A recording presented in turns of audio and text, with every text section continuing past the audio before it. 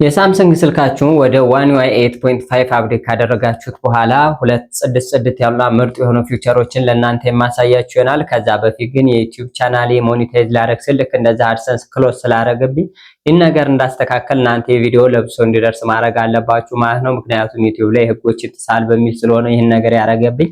እናንተ ደግሞ ይህንን ቪዲዮ ለምታውቁት 3 ወይም 4 ሰው ሼር እንድታረጉልኝና እናንተም ደግሞ ቪዲዮውን እስከመጨረሻው እንድትከታተሉኝ ስል ጠይቃለሁ። ከዚያ በተጨማሪም ደግሞ ቪዲዮዬን እያያችሁ ሰብስክራይብ ያላደረጋችሁ ከታች ያለውን የሰብስክራይብ በተን ተጭናችሁ ሰብስክራይብ ማድረግና እንዲህ አይነት ቪዲዮ ስለቅ እንደርሳችሁ ማድረግ ትችላላችሁ።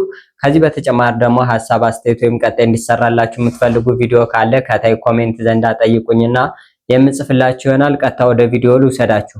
የመጀመሪያው የሚሆነው የስልካችሁን የባትሪ ፐርሰንቴጅ ስታይል እንዴት አድርጋችሁ እንደምትቀየሩት ነው የማሳያችሁ። ይህንንም ለማድረግ ወደ ስልካችሁ ስቲንግ ከገባችሁ በኋላ ወደ ታች እንደዚህ ስክሮል አድርጋችሁ ወደ ታይ ወረድ ስትሉ ኖቲፊኬሽንስ የሚል አማራጭ ታገኛላችሁ።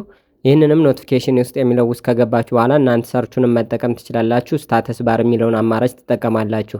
በመቀጠልም ልክ እንደምትመለከቱት ሾው ባትሪ ባክግራውንድ የሚል አለ። እሱን ኦፍ በምታደርጉበት ሰዓት ከላይ እንደምትመለከቱት የባትሪው ባክግራውንዱ ጠፍቶ ፐርሰንቱ ብቻ ይቀመጥላችኋል። ይህም ደግሞ የስልካችሁን አሪፍ እይታ ይሰጣችኋል ማለት ነው። ይህንን ማፈልጉ ከሆነ ደግሞ እዚሁ ዘንዳ ኦን በማድረግ ብቻ ማጥፋትና እንደ በፊቱ ማድረግ ትችላላችሁ።